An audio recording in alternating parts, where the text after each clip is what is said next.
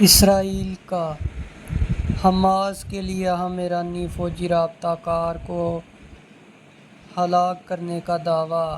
اسرائیل کی دفاعی افواج IDF کی جانب سے جاری ایک بیان میں کہا گیا کہ سعید آزادی کی ہلاکت اس تنازع کا ایک اہم نقطہ ہے۔ یہ تازہ ترین کیونکہ اس وقت ایران اور اسرائیل کے درمیان جو جنگی صورتحال ہے وہ بہت ہی ایٹمی جنگی صورتحال بہت عروج پکڑ چکی ہے۔ ترکی کے صدر رجب طیب اردوغان نے اسرائیل کو امن کی راہ میں رکاوٹ قرار دیتے ہوئے کہا کہ امریکہ کے ساتھ جوہری مذاکرات کے نئے دور کے آغاز سے عین قبل ایران پر اسرائیل کے حملوں کا مقصد مذاکرات کو سبوتاژ کرنا ہے۔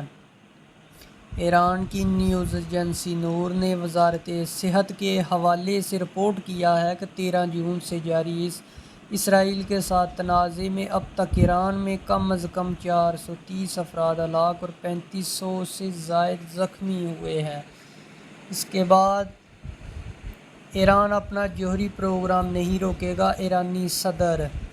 ایران کی سرکاری خبر رساں ایجنسی کے مطابق ایرانی صدر مسعود نے کہا کہ ان کا ملک اپنی جوہری سرگرمیوں کو نہیں روکے گا اور نہ ہی سویلین جوہری پروگرام کو آگے بڑھانے کے اپنے حق سے دستبردار ہوگا۔ فرانسیسی صدر میکرون کے ساتھ ٹیلی فون پر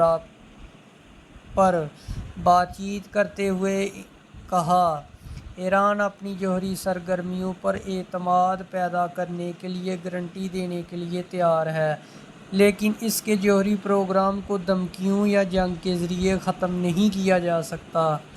IRNA کی رپورٹ کے مطابق میکرون کو متنبہ کیا کہ ان کے ملک کی جانب سے جاری اسرائیلی حملوں کا جواب مزید تباہ کن ہوگا۔ انہوں نے کہا کہ ایران پرامن جوہری سرگرمیوں کے حوالے سے اعتماد پیدا کرنے کے لیے مذاکرات اور تعاون کے لیے تیار ہے۔ ایران 7 منٹ میں تل ابیب تک پہنچنے کا دعویٰ کرنے والا ایرانی سجیل میزائل کتنا خطرناک ہے؟ ایران نے پہلی بار 2008 میں سجیل میزائل کا تجربہ کیا۔ اسرائیل اور ایران کے درمیان جاری حالیہ مسلح تنازعات دونوں ممالک کی جنگی صلاحیتوں کے ساتھ ساتھ ان کے ہتھیاروں کا بھی امتحان ہے۔ جب ایران نے بدھ کو رات گئے اسرائیل پر ایک بار پھر حملہ کیا تو پہلی بار یہ دعویٰ بھی کیا کہ اس حملے میں ایرانی سجیل 2 میزائل استعمال کیا گیا۔ تاہم اسرائیل کا دعویٰ یہ ہے کہ اسرائیلی فوج نے سجیل میزائل کے حملے کو ناکام بنا دیا اور دفاعی نظام کی مدد سے اسے کامیابی سے روک لیا۔ ایرانی پاسداران انقلاب نے کہا کہ بدھ کی رات گئے یہ حملہ آپریشن وعدہ صادق 3 کے تحت کیے گئے۔ پاسداران انقلاب کی جانب سے جاری کیے گئے بیان میں کہا گیا کہ آپریشن وعدہ صادق 3 کی 12ویں انتقامی کارروائی بہت بھاری اور طویل فاصلے تک مار کرنے والے 2 مرحلوں والے سجیل میزائل سے شروع کی گئی۔ بیان میں اس میزائل کی خصوصیات بتاتے ہوئے دعویٰ کیا گیا کہ سجیل ایران کے سب سے طاقتور اور ہدف کو درست نشانہ بنانے والے اسٹریٹجک ہتھیاروں میں سے ایک ہے، جو دشمن کے اہم اہداف کو تباہ کرنے کی صلاحیت رکھتا ہے۔ ایران کی جانب سے سجیل 2 میزائل کے استعمال کی تصاویر بھی سوشل میڈیا پر گردش کر رہی ہیں اور ایرانی حملے کے بعد سجیل میزائل کے حوالے سے بحث تیز ہو گئی ہے۔ سجیل میزائل کتنا طاقتور ہے؟ سجیل میزائل تقریباً 18 میٹر لمبا اور یہ ٹھوس ایندھن سے چلتا ہے، جس کی وجہ یہ مہلک ہے۔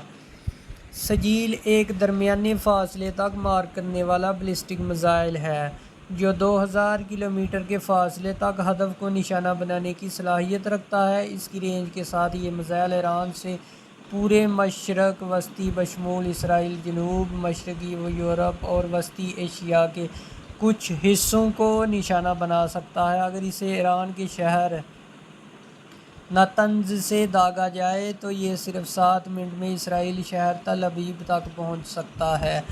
سجیل میزائل لگ بھگ 18 میٹر لمبا ہے اور ٹھوس ایندھن سے چلتا ہے، اس وجہ سے اسے دیگر قسم کے ایندھن استعمال کرنے والے میزائلوں کے مقابلے میں برتری ملتی ہے۔ ٹھوس ایندھن کے ساتھ استعمال کی وجہ سے اسے لانچ کرنے کے لیے تیزی سے تیار کیا جا سکتا ہے۔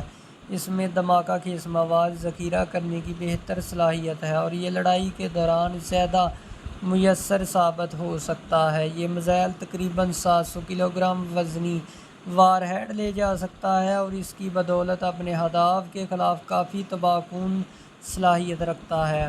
اس میزائل کا پہلا کامیاب تجربہ 2008 میں کیا گیا۔ اس تجربے میں اس نے 800 کلومیٹر کا فاصلہ طے کیا تھا۔ اس کا دوسرا تجربہ مئی 2009 میں ہوا، جس میں جدید ٹیکنالوجی اور نیویگیشن سسٹم کی جانچ کی گئی۔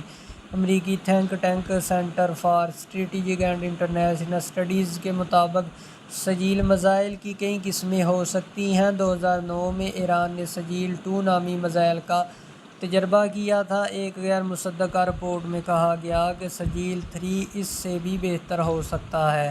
سجیل 3 3 مرحلوں والا میزائل ہے جس کی زیادہ سے زیادہ رینج 4000 کلومیٹر اور اس کا وزن 38,000 کلو گرام ہے۔ 2012 کے بعد ایران نے سجیل میزائل کا عوامی سطح پر تجربہ نہیں کیا، تاہم تقریباً ایک دہائی کے بعد 2021 میں ایک فوجی مشق کے دوران اس کا تجربہ کیا گیا تھا۔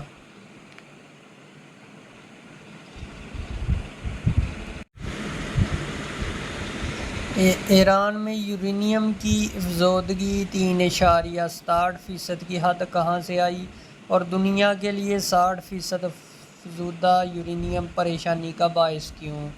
اسرائیل نے گزشتہ جمعے کو اعلان کیا تھا کہ اس نے ایران میں جوہری اور عسکری تنصیبات پر حملہ کیا ہے۔